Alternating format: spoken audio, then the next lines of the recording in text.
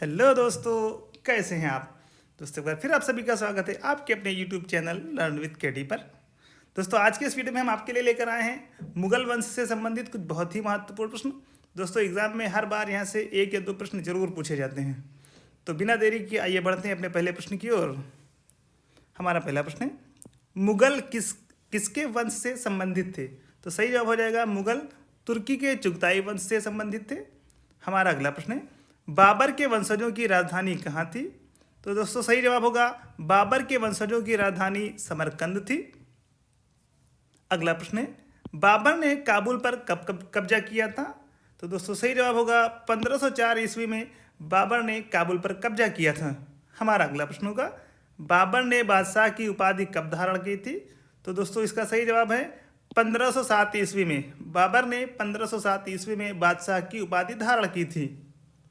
हमारा अगला प्रश्न है, मुगल वंश की नींव किसने रखी थी। तो दोस्तों मुगल वंश की नींव रखी थी बाबर ने। हमारा अगला प्रश्न होगा, मुगल वंश की नींव रखने से पहले बाबर कहाँ का शासक था। तो दोस्तों मुगल वंश की नींव रखने से पहले बाबर फरगना का शासक था, फरगना का। हमारा अगला प्रश्न है जो कि बहुत ही महत्वपूर्ण है, बाबर का पूरा नाम क्या था। तो दोस्तों इसका सही जवाब होगा जहीरुद्दीन बाबर। बाबर का पूरा नाम जहीरुद्दीन बाबर था। बढ़ते हैं अगले प्रश्न की ओर, बाबर का जन्म कब और कहाँ हुआ था। दोस्तों बाबर का जन्म 24 फरवरी 1483 ईस्वी में फरगना में हुआ था। हमारा अगला प्रश्न होगा, बाबर ने भारत पर पहला आक्रमण किसके विरुद्ध किया था। तो दोस्तों यूसुफ जाइयों के विरुद्ध 1519 ईस्वी में बाबर ने भारत पर पहला आक्रमण किया था। हमारा अगला प्रश्न होगा, बाबर का पहला महत्वपूर्ण आक्रमण कब माना जाता है। तो दोस्तों सही जवाब होगा 1526 ईस्वी। हमारा अगला प्रश्न है, बाबर के पिता का क्या नाम था। दोस्तों बाबर के पिता का नाम उमर शेख मिर्जा था। हमारा अगला प्रश्न है, कुतलुग निगार खानम किसकी माता का नाम था। दोस्तों बाबर की माता का नाम कुतलुग निगार खानम था। हमारा अगला प्रश्न है, पानीपत की पहली लड़ाई किसके बीच हुई थी। सही जवाब होगा इब्राहिम लोदी और बाबर के बीच पानीपत की पहली लड़ाई हुई थी। पानीपत की पहली लड़ाई कब लड़ी गई थी। दोस्तों बहुत ही महत्वपूर्ण प्रश्न है। पानीपत का प्रथम युद्ध हुआ था 1526 ईस्वी में। हमारा अगला प्रश्न है, इब्राहिम लोदी को हराकर बाबर ने किस वंश की नींव रखी। दोस्तों बाबर ने मुगल वंश की नींव रखी थी इब्राहिम लोदी को हराकर।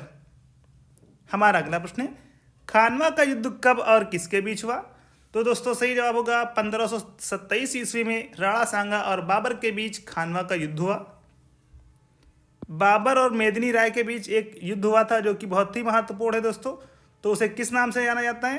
दोस्तों बाबर और मेदिनी राय के बीच जो युद्ध हुआ था उसे कहते हैं चंदेरी का युद्ध, जो कि 1528 ईस्वी में हुआ था। हमारा अगला प्रश्न है, घाघरा के युद्ध में बाबर ने किसे पराजित किया था। दोस्तों महमूद लोदी को, जो कि इब्राहिम लोदी का भाई था, इसको बाबर ने घाघरा के युद्ध में पराजित किया था। बढ़ते हैं अगले प्रश्न की ओर, बाबर ने किस भाषा में अपनी आत्मकथा लिखी। तो दोस्तों बाबर ने तुर्की भाषा में अपनी आत्मकथा लिखी है। बाबर की आत्मकथा को किस नाम से जाना जाता है। दोस्तों सही जवाब होगा तुजुके बाबरी, बाबरनामा। बाबर की आत्मकथा को बाबरनामा के नाम से जाना जाता है। हमारा अगला प्रश्न है, किस युद्ध में बाबर ने तोपखाना का इस्तेमाल किया था। तो दोस्तों पानीपत के प्रथम युद्ध में बाबर ने तोपखाने का इस्तेमाल किया था। बढ़ते हैं अगले प्रश्न की ओर, बाबर ने युद्ध की कौन सी नीति अपनाई। दोस्तों बाबर ने युद्ध की तुलगमा नीति अपनाई थी। उस्ताद अली और मुस्तफ़ा बाबर के क्या थे। तो दोस्तों उस्ताद अली और मुस्तफ़ा बाबर के प्रसिद्ध तोपची थे। बाबर की मृत्यु कहाँ हुई थी। दोस्तों बाबर की मृत्यु हुई थी आगरा में। बाबर के अलावा कौन से मुगल शासक के मकबरे भारत से बाहर बने हैं। तो दोस्तों जहांगीर और बहादुर शाह जफर के मकबरे भारत से बाहर बने हैं। हमारा अगला प्रश्न है, उदारता के कारण बाबर को किस नाम से जाना जाता है। तो दोस्तों बाबर को कलंदर के उपनाम से जाना जाता है, कलंदर। कितने साल की उम्र में हुमायूं राजगद्दी पर बैठा था। दोस्तों हुमायूं 23 साल की उम्र में राजगद्दी पर बैठा था। हमारा अगला प्रश्न है, दिल्ली की गद्दी पर बैठने से पहले हुमायूं कहाँ का सूबेदार था। तो दोस्तों हुमायूं बदख्शां का सूबेदार था। हमारा अगला प्रश्न है, हुमायूं का पूरा नाम क्या था? दोस्तों हुमायूं का पूरा नाम था नसीरुद्दीन हुमायूं। अगला प्रश्न है, दिल्ली के नज़दीक हुमायूं ने किस नगर की स्थापना की? तो दोस्तों दिल्ली के नज़दीक हुमायूं ने दीन पनाह नगर की स्थापना की थी। बढ़ते हैं अगले प्रश्न की ओर। चौसा का युद्ध किसके बीच हुआ था? दोस्तों शेर शाह सूरी और हुमायूं के बीच चौसा का प्रसिद्ध युद्ध हुआ था। चौसा के युद्ध में किसकी पराजय हुई थी? तो दोस्तों चौसा के युद्ध में हुमायूं की पराजय हुई थी। अगला प्रश्न है, बहुत ही महत्वपूर्ण प्रश्न है, एग्जाम में कई बार पूछा गया है दोस्तों, बहुत ही इंपॉर्टेंट प्रश्न है, एग्जाम में कई बार पूछा गया है। चौसा का युद्ध कब हुआ था? तो दोस्तों 1539 ईस्वी में चौसा का युद्ध हुआ था। दोस्तों वीडियो को लाइक करें, शेयर करें और अगर आप चैनल पर नए हैं तो चैनल को सब्सक्राइब करना बिल्कुल भी ना भूलें। बढ़ते अगले प्रश्न की ओर। किस युद्ध में हारने के बाद हुमायूं को भारत से बाहर शरण लेनी पड़ी? तो दोस्तों सही जवाब होगा कन्नौज। बिलग्राम के युद्ध में हारने के बाद हुमायूं को भारत से बाहर शरण लेनी पड़ी। कन्नौज का युद्ध कब हुआ था? दोस्तों कन्नौज का युद्ध 1540 ईस्वी में हुआ था। अपने निर्वासन काल के शुरू में हुमायूं ने कहाँ शरण ली? तो दोस्तों राणा वीरसाल के यहाँ हुमायूं ने शरण ली थी। बाद में हुमायूं ने भारत के बाहर कहाँ शरण ली? तो दोस्तों ईरान के शाह के यहाँ हुमायूं ने शरण ली थी। बढ़ते हैं अगले प्रश्न की ओर। किसकी मदद से हुमायूं ने दोबारा सत्ता हासिल की? तो दोस्तों ईरान के शाह और बैरम खां की मदद से हुमायूं ने दोबारा सत्ता हासिल की। 1555 ईस्वी में हुमायूं दोबारा दिल्ली की गद्दी पर बैठा। हमारा अगला प्रश्न है, हुमायूं की मृत्यु कैसे हुई? तो दोस्तों 1556 ईस्वी में दिल्ली के शेरमंडल नामक पुस्तकालय की सीढ़ियों से गिरने के कारण हुमायूं की मृत्यु हुई। हमारा अगला प्रश्न है, हुमायूं द्वारा लड़े गए 4 युद्धों का क्रम क्या है? तो दोस्तों क्रम बहुत ही महत्वपूर्ण है दोस्तों, इसको बहुत ही ध्यान से सुनिए और याद करिएगा इसे। हुमायूं द्वारा जो 4 युद्ध लड़े गए उसमें पहला है दोहरिया का युद्ध, दूसरा है चौसा का युद्ध, तीसरा है बिलग्राम का युद्ध और चौथा है सरहिंद का युद्ध। हमारा अगला प्रश्न, किसने दिल्ली में हुमायूं का मकबरा बनवाया? तो दोस्तों हाजी बेगम ने दिल्ली में हुमायूं का मकबरा बनवाया। हुमायूंनामा की रचना किसने की? दोस्तों हुमायूं की सौतेली बहन गुलबदन बेगम ने हुमायूंनामा की रचना की। हमारा अगला प्रश्न है, पानीपत का द्वितीय युद्ध कब और किसके बीच चला गया? तो दोस्तों 1556 ईस्वी में अकबर और हेमू के बीच पानीपत का द्वितीय युद्ध लड़ा गया। पानीपत का द्वितीय युद्ध में किसकी जीत हुई? तो दोस्तों पानीपत के द्वितीय युद्ध में अकबर की जीत हुई। हमारा अगला प्रश्न है, अकबर का जन्म कब और कहाँ हुआ? दोस्तों 1542 ईस्वी में हुमायूं के प्रवास के दौरान अमरकोट में राणा बीरसाल के महल में अकबर का जन्म हुआ।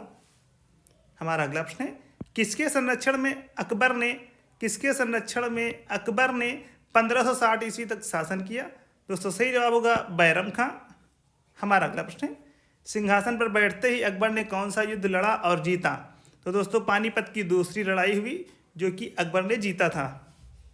अकबर ने कौन सा कर समाप्त कर दिया था? तो दोस्तों अकबर ने जजिया कर समाप्त कर दिया था। हमारा अगला प्रश्न है, अकबर ने सबसे पहले समुद्र कहाँ देखा था? तो दोस्तों गुजरात विजय के दौरान अकबर ने सबसे पहले समुद्र देखा था। हमारा अगला प्रश्न है, गुजरात विजय के दौरान अकबर किन विदेशियों से मिला था? तो दोस्तों गुजरात विजय के दौरान अकबर पुर्तगालियों से मिला था। हल्दी घाटी का प्रसिद्ध युद्ध कब और किसके बीच हुआ? दोस्तों 1576 ईस्वी में अकबर के सेनापति राजा मान सिंह ने महाराणा प्रताप को हराया था। हमारा अगला प्रश्न है, महाराणा प्रताप कहाँ का राजा था? दोस्तों महाराणा प्रताप मेवाड़ के राजा थे। हमारा अगला प्रश्न है, अकबर ने आगरा के नज़दीक किस नगर की स्थापना की? दोस्तों फतेहपुर सीकरी की स्थापना की थी अकबर ने आगरा के नज़दीक। यहाँ का बुलंद दरवाजा बहुत ही महत्वपूर्ण है दोस्तों। फतेहपुर सीकरी में प्रवेश के लिए बनाए गए दरवाजे को किस नाम से जानते हैं? तो दोस्तों इस दरवाजे को जानते हैं बुलंद दरवाजा के नाम से। बुलंद दरवाजा किस उपलक्ष्य में बनवाया गया था? दोस्तों अकबर द्वारा गुजरात विजय पर बुलंद दरवाजा बनवाया गया था। हमारा अगला प्रश्न है जो कि इस वीडियो का अंतिम प्रश्न होगा, अकबर ने फतेहपुर सीकरी में धार्मिक परिचर्चाओं के लिए क्या बनवाया था? तो दोस्तों अकबर ने धार्मिक परिचर्चा के लिए इबादत खाना बनवाया था फतेहपुर सीकरी में। दोस्तों ये थे हमारे मुगल काल से संबंधित कुछ बहुत ही महत्वपूर्ण प्रश्न। दोस्तों वीडियो को लाइक करें, शेयर करें और अगर आप चैनल पर नए हैं तो चैनल को सब्सक्राइब करना बिल्कुल भी ना भूलें। दोस्तों डिस्क्रिप्शन में चैनल की प्लेलिस्ट दी गई हैं, वहाँ पर जाएं और सारी वीडियोज़ को देखें। दोस्तों वो सारी वीडियोज़ आपकी आगामी परीक्षाओं के लिए बहुत ही महत्वपूर्ण साबित होंगी। दोस्तों आज के इस वीडियो में बस इतना ही। जल्दी आपसे मुलाकात होगी एक नई वीडियो के साथ। धन्यवाद।